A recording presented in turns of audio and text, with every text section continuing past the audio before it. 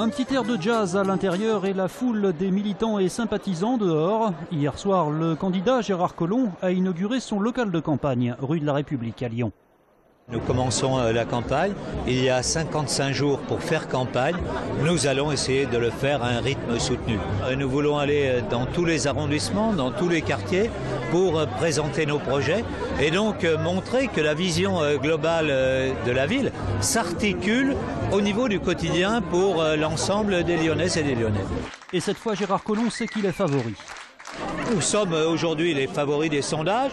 Je ne l'étais pas il y a quelques temps, en tout cas en 2008, ou quelques années, quelques mois avant, on disait Dominique Perben, ministre, il va effectivement gagner. Quant à la possible visite du président chinois à Lyon dans l'entre-deux tours qui est évoquée, le maire sortant s'en réjouit. Si le président de la République populaire de Chine devait venir, évidemment que c'est un grand événement pour Lyon. Cela dépasse la campagne électorale. Gérard Collomb gère la ville de Lyon et la métropole comme un centre d'affaires international, sans les Lyonnais et contre les Lyonnais. La campagne des municipales est aussi bien lancée pour le Front National à Lyon qui tenait un meeting hier soir salle Victor Hugo dans le 6e arrondissement. Le candidat Christophe Boudot a annoncé avoir bouclé sa liste. Nous avons fini de boucler tous les arrondissements de Lyon avec une certaine facilité, j'avoue. Les chances sont assez sérieuses parce qu'il y a une dynamique nationale qui souffle. Le vent de la marine, le vent de marine et le vent du Front National soufflera aussi sur Lyon. Et j'ai de bons espoirs de faire notre retour, mon retour au conseil municipal de Lyon, avec aussi beaucoup d'élus dans les conseils d'arrondissement. Christophe Boudot avance un programme avec 43 propositions, dont la création de 1000 places de crèche supplémentaires ou encore la construction d'un métro entre Cordeliers et Montchat. Hier soir, le candidat lyonnais a reçu le soutien de Gilbert Collard. On a comme ça, quelque part, en France, des candidats qui sont exemplaires. Et là, on en a un. Et on se doit de le soutenir parce qu'il faut que les meilleurs arrivent. Environ 250 personnes ont assisté hier à ce meeting du Front National. Front National toujours avec ce clip de campagne qui risque de faire polémique puisqu'on y voit des militants procéder à du collage sauvage sous un pont à Lyon.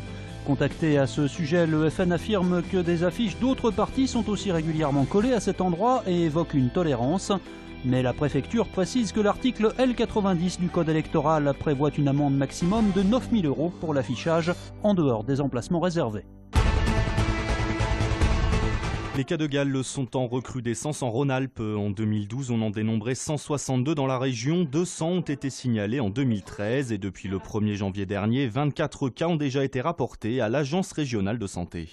On n'a pas d'explication à cette recrudescence en sachant qu'elle est générale sur l'ensemble du territoire national. On sait que ce n'est pas du tout lié à un défaut d'hygiène personnelle et donc il y a vraiment et du coup cette image honteuse a tendance à disparaître. C'est donc une maladie totalement bénigne et qui est par contre très désagréable parce qu'elle se manifeste par des démangeaisons. En cas de suspicion, il est conseillé d'aller voir son médecin traitant. Une fois le diagnostic établi, il faut prévenir la collectivité pour qu'elle mette des mesures en place afin de limiter tout risque de transmission.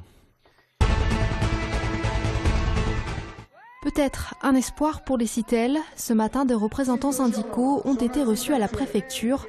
Des hypothèses de reprise ont été annoncées. Le nom de Courbe, fabricant de voitures électriques basé à Saint-Priest, circule avec insistance, mais pour le moment, rien d'officiel. On a différents repreneurs qui seraient intéressés par une cinquantaine de salariés à chaque fois sur des activités qu'on connaît aujourd'hui, mais aussi sur des nouvelles activités.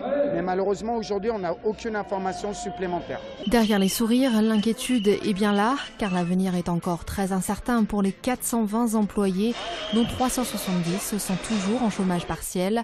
Un nouveau rendez-vous avec le préfet est fixé pour le 10 février prochain.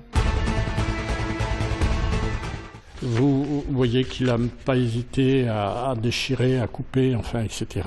On ne dirait pas comme ça, mais ce document mis aux enchères demain vaut une petite fortune. Son auteur n'est autre que Chateaubriand, l'écrivain, qui avait lui-même avoué avoir détruit la quasi-totalité de ses manuscrits. Chateaubriand, à un moment de sa vie, a décidé de détruire tout ce qu'il avait écrit en dehors de 2 livres que l'on connaît, qui sont les Mémoires d'Orient et les Mémoires d'Outre-Tombe.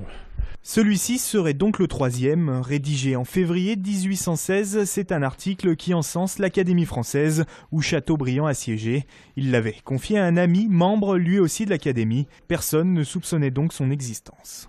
On a les deux écritures de Chateaubriand. Son écriture ample, puis nous avons ses corrections, où son écriture devient plus petite, parce qu'évidemment, là, il n'a plus la place. À combien donc est-il évalué pour la vente demain ? 10 000, 20 000 euros. Mais les prix pourraient sûrement grimper davantage. De nombreux collectionneurs seraient intéressés, dont l'Académie française elle-même. Début des ventes demain à 14h30 à l'Hôtel des Ventes situé rue Vendôme. Qui, pour succéder à Wendy Renard, lauréate l'an dernier, la défenseure de l'Olympique lyonnais, remet son lion d'or en jeu ce soir au Transborder. En plus de la joueuse de l'OL, 11 athlètes postulent au titre honorifique du meilleur sportif lyonnais de l'année 2013. 12 autres sont nominés dans la catégorie Espoir. La cérémonie est à suivre en direct sur notre antenne à partir de 20h30.